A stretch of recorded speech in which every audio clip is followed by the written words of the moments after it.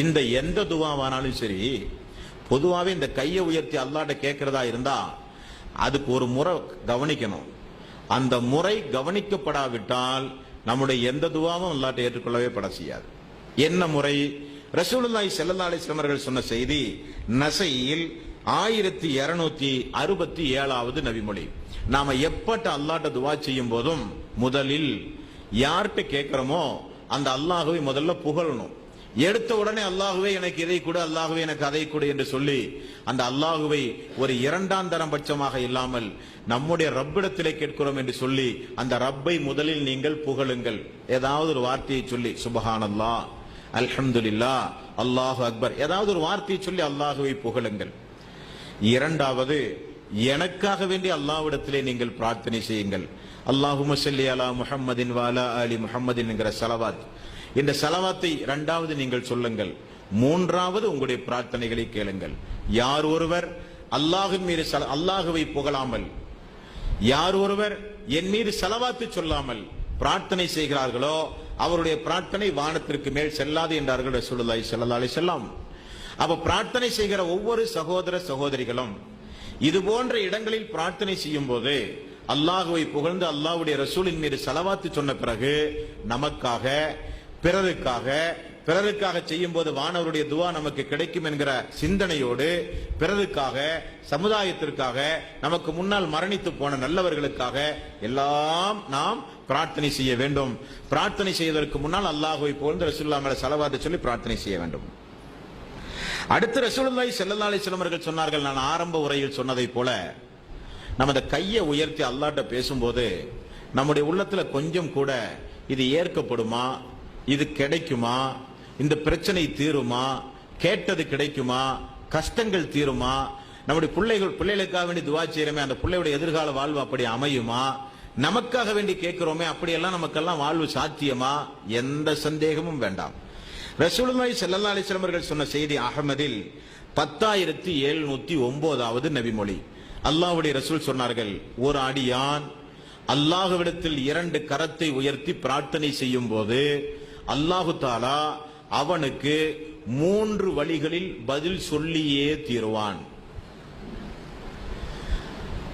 அல்லாஹ் அடியார்கள் 2 கரத்தை உயர்த்தி பிரார்த்தனை செய்யும் போது அல்லாஹ் எப்படி பார்க்கிறான் தெரியுமா? என்னுடைய அடியான் 2 கரத்தை உயர்த்தி என்னிடத்திலே கேட்டு விட்டானே, அவனுக்கு ஒரு எஜமானன் உண்டு என நினைத்து 2 கரத்தை உயர்த்தி நாம் கேட்டால் ரப்பு தருவான் என்கிற நம்பிக்கையோடு எனது அடியான் கேட்டு விட்டானே என்று சொல்லி அந்த கையை வெறுமனே திரும்ப அனுப்ப அல்லாஹ் வெட்கப்படுகிறான் என்று ரசூல் ஸல்லல்லாஹு அலைஹி வஸல்லம் அவர்கள் சொன்னார்கள். அந்த அளவுக்கு ரோசக்காரன் ரப்புல் ஆலமீன், அந்த அளவுக்கு ரப்புல் ஆலமீன் ரோசக்காரன். அப்ப அல்லாஹு தஆலா 3 வழிகளில் பதில் சொல்கிறான். ஒன்று, ஒரு சில நபர்களுக்கு அல்லாஹு தஆலா கேட்டதை கொடுத்து விடுவான்.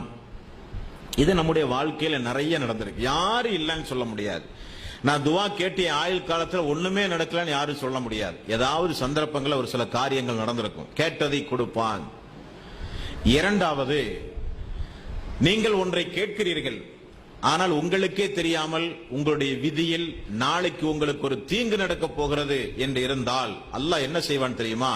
இன்றைக்கு அடியான் இதை கேட்கிறான், ஆனால் நாளைக்கு அவனுக்கு ஒரு விபத்து அல்லது ஒரு நோய் அல்லது ஒரு தீங்கு அவனுக்கு வரப்போகிறது. இதை கொடுப்பதா அல்லது தீங்கிலிருந்து அவனை காப்பாற்றுவதா என்றால் அவனை அந்த தீங்கிலிருந்து காப்பாற்றுவதுதான் நல்லது என்று சொல்லி நம்முடைய பிரார்த்தனையின் மூலம் விதி மாற்றப்படுகிறது. நல்ல தெரிந்து கொள்ளணும் நீங்கள், நம்முடைய பிரார்த்தனையின் மூலம் நமக்கு விதி மாற்றப்படுகிறது. ஒரு மனுஷன் நம்மள்ட்ட வந்து ரொம்ப உடம்பு சரியில்லைன்னு சொல்லி, ரொம்ப பசிக்குதுன்னு சொல்லி ஒரு மனுஷன் நம்மள்ட்ட வந்து கொஞ்சம் உணவு கேட்டு யாசகம் கேட்டு நிற்கிறான். அவனுக்கே தெரியாம அவனுக்கு பின்னாடி ஒரு பாம்பு அவனுக்கு கொத்துறதுக்கு நிக்குதுன்னு சொன்னா முதல்ல அவனுக்கு சாப்பாடு வாங்கி கொடுப்போம், பாம்பு அவனை காப்பாத்துவோமா? உயிர் முக்கியம் சொல்லி முதல்ல அவனை காப்பாத்தும். அது போல அல்லாஹு தஆலா விதியில் ஏதாவது ஒரு ஆக்சிடென்ட் நடக்கணும் விதியில் எழுதியிருப்பான், அது யாராலையும் தடுக்கவே முடியாது. ஏதாவது நோய் நொடி வந்து கொஞ்ச நாளைக்கு படுக்கணும்னு நல்லா எழுதியிருப்பான், யாராலையும் தடுக்க முடியாது.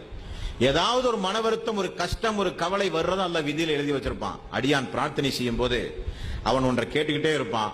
ஆனா அல்லாஹ் என்ன செய்வான்னா, கேட்டதை ஒரு சில நேரத்தில் கொடுப்பான், ஒரு சில நேரத்தில் அவனுக்கு வரக்கூடிய தீங்கிலிருந்து அல்லாஹ் அவனை காப்பாற்றி விடுவான்.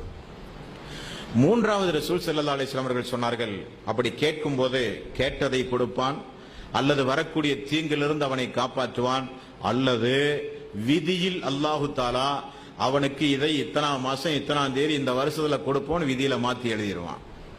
அப்ப பிறகு தருவதாக அல்லாஹ் வாக்களிப்பான், அல்லது உடனே கொடுப்பான், அல்லது தீங்கிலிருந்து காப்பாற்றுவான். ஒன்றுமில்லையா, அவன் கேட்ட பிரார்த்தனைக்கு மறுமை நாளில் அவனுக்கு அல்லாஹ் பாவ மன்னிப்பு வழங்கி சொர்க்கத்திற்கு அனுப்புவான் என்று ரசூல் ஸல்லல்லாஹு அலைஹி வஸல்லம் அவர்கள் சொன்னார்கள்.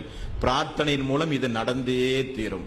இது அல்லாத ஒரு பிரார்த்தனையும் இஸ்லாமிய மார்க்கத்திலே கிடையாது. ஆக அல்லாஹு தாலா இவ்வளவு வகையான பாவ மன்னிப்புகளையும் இவ்வளவு வகையான அந்தஸ்துகளையும் பிரார்த்தனை செய்யும் போது நமக்கு வைத்திருக்கிறான் என்பதை இந்த இஸ்லாமிய சமுதாயம் தெரிந்தால் அல்லாஹ்வை விட்டு வேற யார்ட்டையா போய் துவா செய்வாங்களா? ஒரு காலம் செய்ய மாட்டார்கள். ஆக துவாவினுடைய இது போன்ற ஒழுங்குமுறைகள் இந்த மனித சமுதாயத்திற்கு அடிக்கடி நினைவு கூறப்பட்டு கொண்டே இருக்க வேண்டும். அடுத்தது, நபிகள் நாயகம் ஸல்லல்லாஹு அலைஹி வஸல்லம் அவர்கள் சொன்னார்கள், இதெல்லாம் துவா யாரோட துவா அங்கீகரிக்கப்படும், எந்தெந்த நேரங்களில் அங்கீகரிக்கப்படும், எப்படி கேட்க வேண்டும், கேட்கும் போது எப்படி எல்லாம் பதில் கிடைக்கும், இதைத்தான் நாம் பார்த்தோம். இப்ப பார்க்க போற விஷயம் எல்லாம் என்ன தெரியுமா? துவா கேட்கும் போது நமக்கு கிடைக்கக்கூடிய ஏராளமான நன்மைகளையும், துவா கேட்கும் போது அல்லாஹ் எந்த அளவுக்கு சந்தோஷப்படுகிறான் என்பதை இப்ப நாம பார்க்க போறோம். முதல்ல 2வது அத்தியாயத்தின் 222வது வசனத்தில் அல்லாஹ் ரப்பல் ஆலமீன் சொல்கிறான், அல்லாஹ்விடத்தில் பிரார்த்தனை செய்து திருந்துவோரை அல்லாஹ் ரப்பல் ஆலமீன் நேசிக்கிறான். 2வது அத்தியாயத்தின் 222வது